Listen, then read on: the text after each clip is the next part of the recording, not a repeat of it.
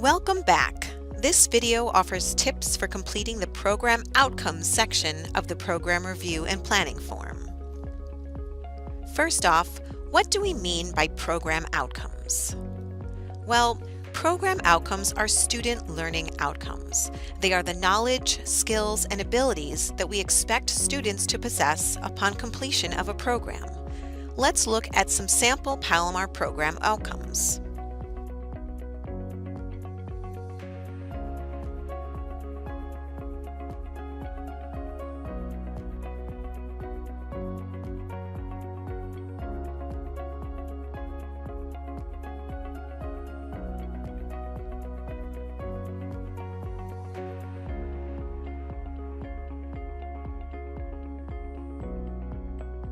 Program learning outcomes set the knowledge, skills, and abilities expected upon program completion. Program learning outcomes are not success markers. Check out this comparison. While the examples on the right are not learning outcomes, they might be the basis for program goals. We'll return to goals later. For now, program learning outcomes are the beginning and end of every program. Faculty develop outcomes when creating a program, and students achieve outcomes upon completing a program. Program learning outcomes are used to guide program planning. Program outcomes help us develop and align course outcomes and course objectives that help students meet the program outcomes.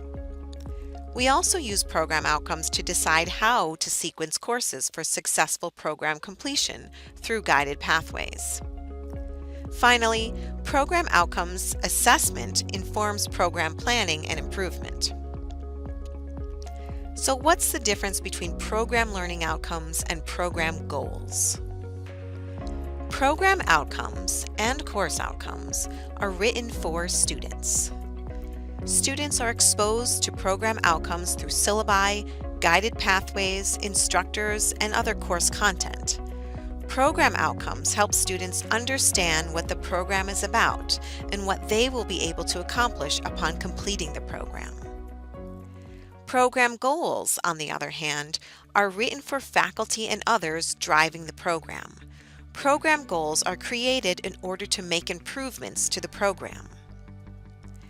This could include improving student transfer rates, creating more diversity within the program, making industry connections, or acquiring new tools for learning. Program goals are set after analyzing various elements of the program and towards the end of the program review process. Now that we've cleared all that up, here's what you'll need to get started with this section of the form. Your program and course outcomes, your 3-year schedule for assessing program and course outcomes, results and analysis of program outcomes and assessments, and results and analysis of courses in your program that are part of the general education pattern or are mapped to a college outcome. There's a link to the college outcomes in the program review and planning form. You might also want to have a copy of the AAAS general education pattern to help you answer the question about how your courses support college outcomes. Your program outcomes, results, and analysis are available in Nuventive Improve, aka TrackDat. If you need help running reports in TrackDat, contact the College Outcomes coordinators and we'll run them for you. Now to the form. Let's start with the first question. How well do your program's learning outcomes communicate the scope and depth of the degree or certificate offered and align with employer and transfer expectations? This is not a yes or no question. An effective answer to this question would explain what, if any, disciplinary standards or other sources you use to guide your decision about program outcomes. If you do not think that your program's outcomes clearly describe what your students come away with after completing the program, this answer can begin your program's process of revising and updating your outcomes. For example, if you know that most of your students are preparing to transfer, it could help to find out more about what your colleagues at key transfer partners will expect from them. Or, if your students are more focused on immediate career training, Looking to industry partners and professional standards will help you rewrite your program outcomes. Creating strong program outcomes takes time and thought. Listen to what your colleagues had to say about developing and aligning program outcomes. Take your time and really think about what you want your students to take away from your courses and programs. If you are struggling, reach out to colleagues here or at other colleges to help you develop your outcomes. Make sure they are realistic and measurable. I think it's important to think about what the universities expect our students to know upon transfer when developing program outcomes in our discipline, since the majority of our students transfer to a university. We started with course and moved to program. In hindsight, it may have been better to start with a larger end result, the program, and then move to the more detailed element, the course. Next, let's look at the question, summarize the major findings of your program outcomes assessments. An effective answer to this question will not only focus on outcomes that have been met, but also on the outcomes that students have not met or that are otherwise presenting challenges. Include details about the percentage of students meeting your program outcomes, and disaggregate the data when possible to explain differences you have found in students' achievement of your outcomes.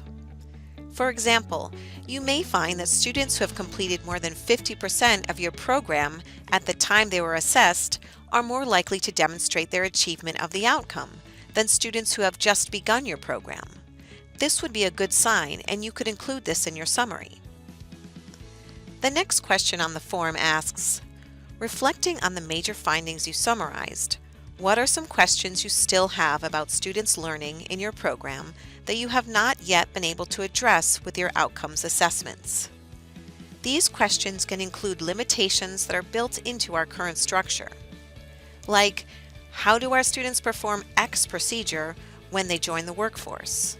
Or how do our students transfer their learning about Y to their first upper division course in their major? Or what outcomes are students in our program achieving when they take classes that we require in other disciplines? These are appropriate questions and might lead to a program goal of collaborating beyond your discipline or beyond the college to evaluate students' learning in your program.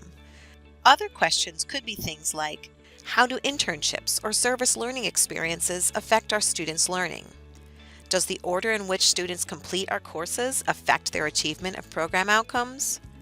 Are our assessment methods effectively assessing student learning? Questions like these may lead to program goals that include updated program outcome assessment techniques. This concludes our review of the program outcomes section of the PRP form. We did not review all of the questions presented in this section, so if you have any questions, your department SLO facilitator and outcomes co-coordinators are available to help. Please reach out to us.